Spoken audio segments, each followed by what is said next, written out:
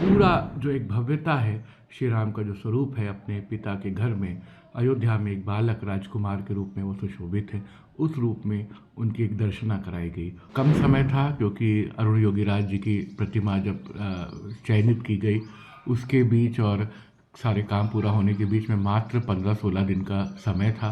उसमें से भगवान विष्णु के स्वरूप, राम के स्वरूप को लेकर के जिस तरह के आभूषण की परिकल्पना की गई है, भगवान के एक एक आभूषण की डिटेलिंग की गई और उसको माणिक्य से, पन्ना से, हीरे से, मोतियों से और स्वर्ण से निर्मित किया गया। मुझे बहुत प्रसन्नता है कि भगवान धारण कर करके उसे पूरा देश पसंद कर रहा है। इसके लिए मैं श्री राम जन्मभूमि तीर्थ क्षेत्र ट्रस्ट का बहुत धन्यवाद, आभार व्यक्त करता हूँ कि श्री राम लला की सेवा के लिए मुझे एक मौका दिया गया और इसके लिए विशेष रूप से ट्रस्ट के सचिव, महासचिव श्री चंपत राय जी का धन्यवाद करता हूँ। और भगवान की शास्त्र सम्मत किस तरह से उनको आभूषण पहनाया जाए, उनका अलंकार हो, इसकी जिम्मेदारी दी गई। और कम समय था क्योंकि अरुण योगीराज जी की प्रतिमा जब चयनित की गई, उसके बीच और सारे काम पूरा होने के बीच में मात्र 15-16 दिन का समय था। तो एक बहुत बड़ा चैलेंज था, लेकिन बड़ी जिम्मेदारी से उसके लिए काम किया गया।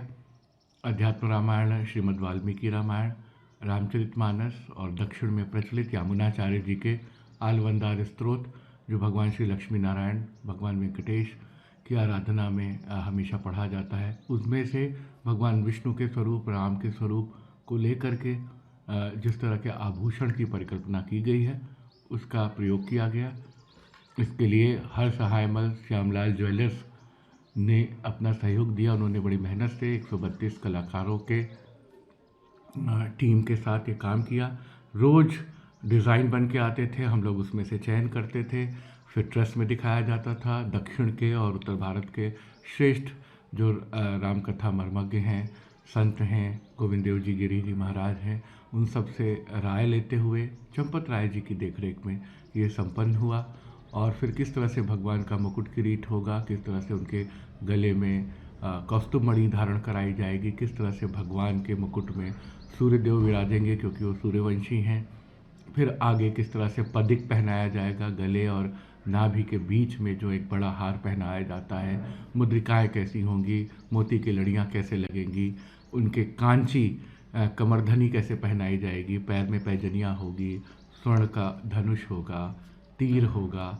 और चूँकि बालक रूप में सुशोभित हैं भगवान राम, तो उनके खेलने के खिलौने होंगे।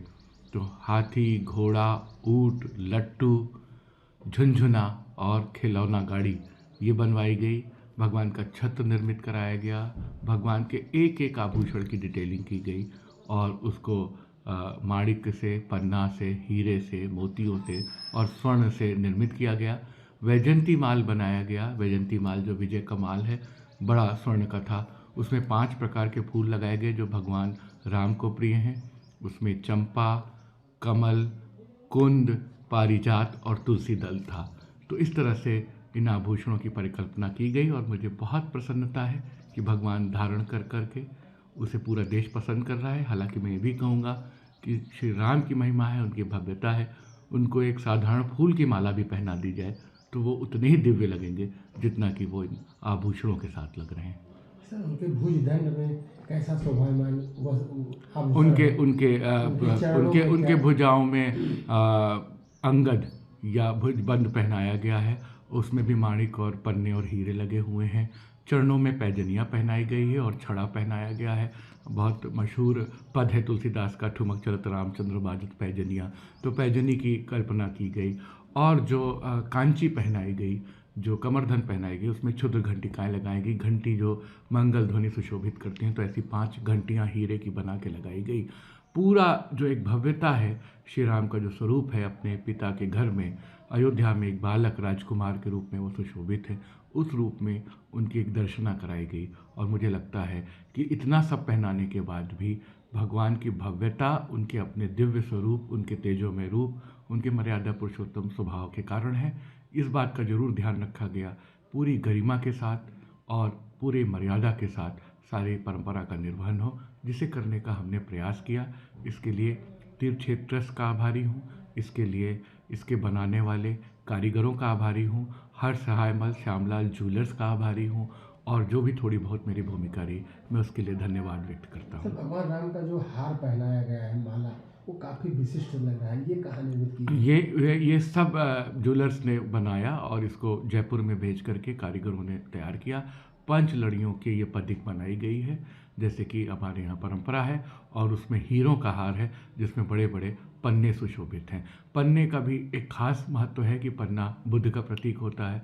सूर्य भगवान के साथ पन्ना लगाते हुए एक बुद्धादित्य योग का भी संयोग किया गया, और श्री राम के वैभव को, श्री राम की मर्यादा को, उनके कुल परंपरा के अधीन इस तरह के गहनों का निर्माण किया गया। सर आपने मंगल ध्वनि की विशेषता पर ध्यान दिया था, क्या विशेषताएं थी इसकी, क्या है? जब ट्रस्ट ने मुझे काम सौंपा कि मंदिर में, ये मेरी ही परिकल्पना थी कि जिस समय प्राकट्य हो रहा हो, जिस समय प्राण प्रतिष्ठा हो रही हो, उस समय संगीत होना चाहिए, मंगल ध्वनि होना चाहिए, जैसा कि दक्षिण में और उत्तर के भारत के मंदिरों में होती है। प्रधानमंत्री जी श्री नरेंद्र मोदी जी सबका साथ सबका विकास लेके आगे बढ़ते हैं, तो उसमें एक अवधारणा रहती है कि उत्तर दक्षिण पूर्व पश्चिम सबका समन्वय हो। चूँकि रामलला सबके हैं, भगवान सनातन हैं, भारतीय संस्कृति के प्रतीक पुरुष हैं, एक सांस्कृतिक नायक हैं, उनको देश आस्था, अध्यात्म, साहित्य, कला हर क्षेत्र में दिखता है। हर कला परंपरा में श्री राम कथा का गायन और नर्तन होता है। तो मुझे लगा कि पूरे देश का प्रतिनिधित्व होना चाहिए, तो अधिकतर राज्यों से वहाँ के मंगल वाद्य बुलवाए गए। तमिलनाडु से, कर्नाटक से, आंध्र प्रदेश से घटम था, उत्तर प्रदेश से बांसुरी और पखावज थी, मृदंगम आया, पंजाब से अलगोजा आया, राजस्थान से रावण हत्था आया, तमिलनाडु से नादस्वरम आया। तो इस तरीके से तविल आया। हमने मंगल ध्वनि की अवधारणा रची, और देश के शीर्षस्थ गायकों ने उसमें रामधुन गा के, भजन गा करके अपनी राग सेवा अर्पित की, जिसमें सोनू निगम जी, अनुराधा पौडवाल और कविता पौडवाल, हरिहरन जी, शंकर महादेवन, मालिनी अवस्थी, कैलाश खेर और अनवर खां साहब मंगणियार, इन सब लोगों ने अपना प्रदर्शन किया।